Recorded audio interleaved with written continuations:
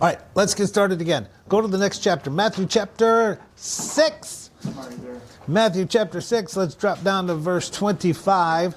Therefore, I say to you, do not worry about your life, about what you will eat, about what you will drink, nor about your body, what you will put on. Is not life more than food, and the body more than clothing?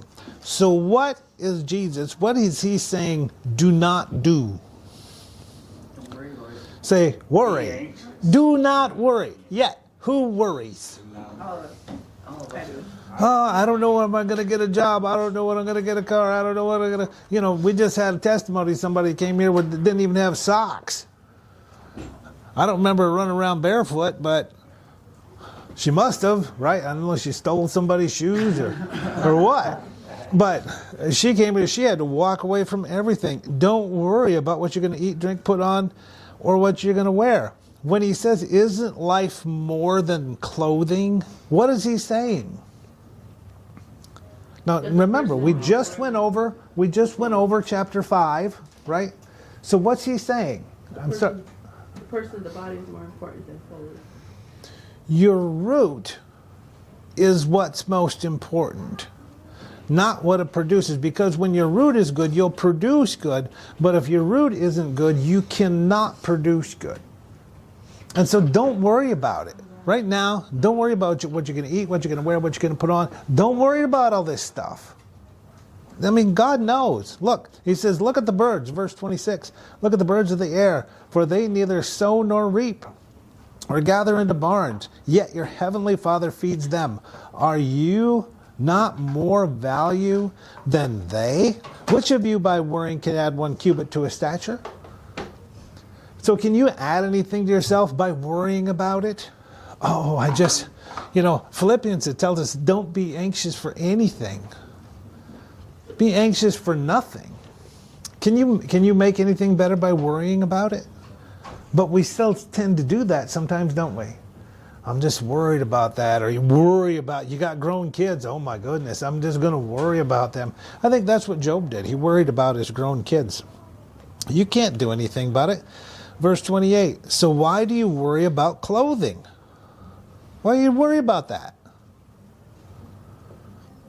It was a question, right? Question mark. So why do you worry about clothing? Gotta have it. It'd be bad if you didn't have some clothing. All right? You can have clothing, but you don't have to worry about it.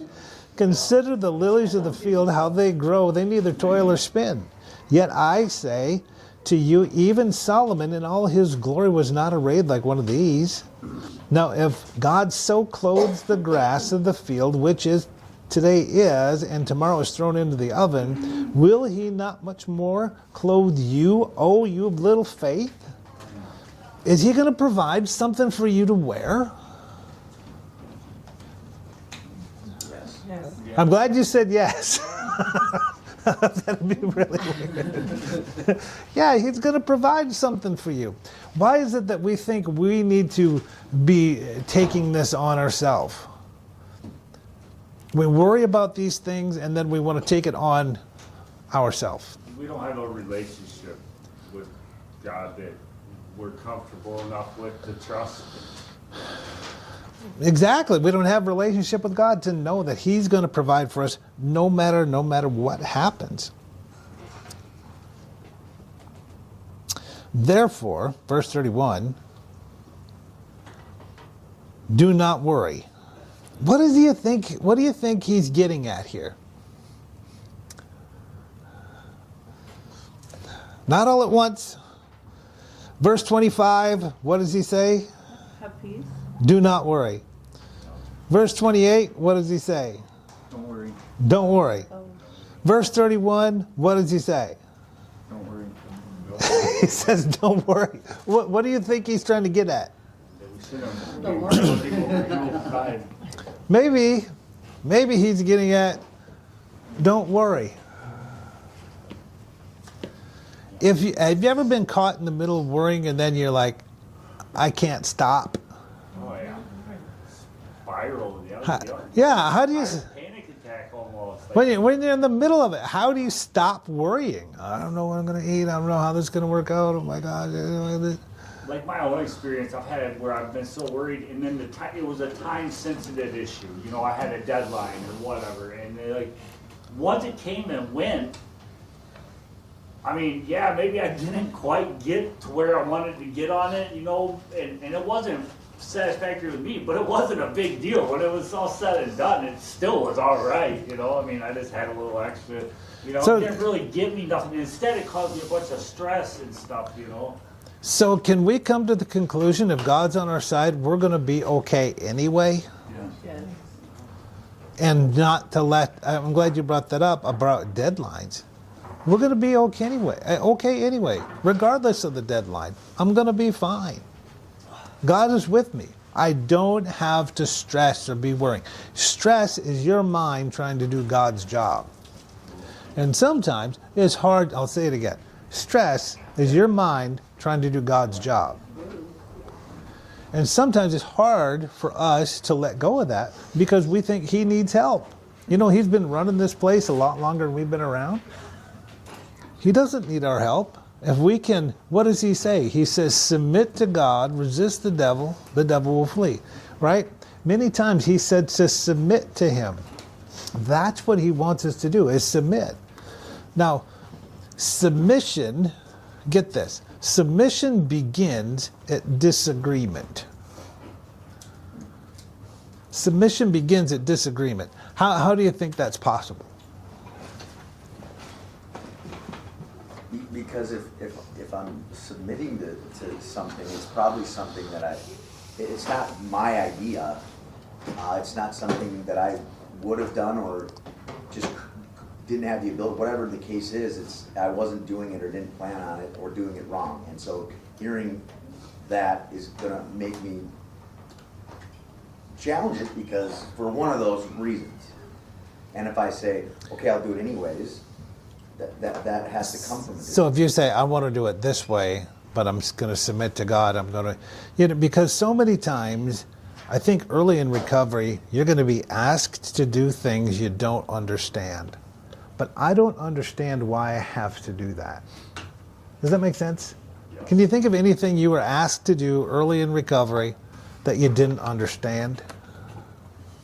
Don't get in a romantic relationship the first 12 months of being off drugs or alcohol. Yeah, don't get into a relationship. Well, I'm a grown man. I'm a grown woman. I can do that. What is it that someone doesn't understand when they get involved with somebody? Well, who they really Like you are. don't know their whole self.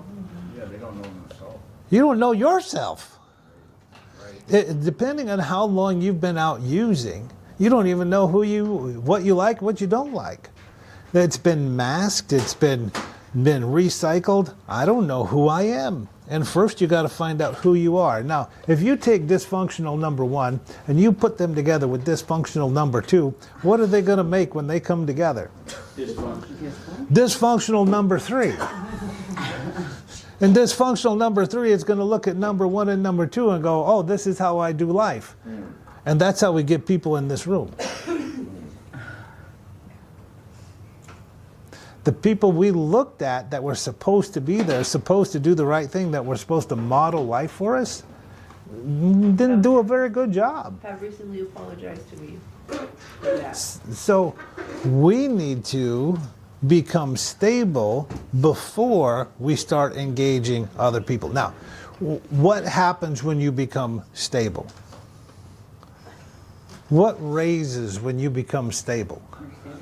Your standards, right? When you got nothing and you're like, I don't know where I'm going to live, what I'm going to do, so I'll just do anything, right? You're up for anything. You have no standards.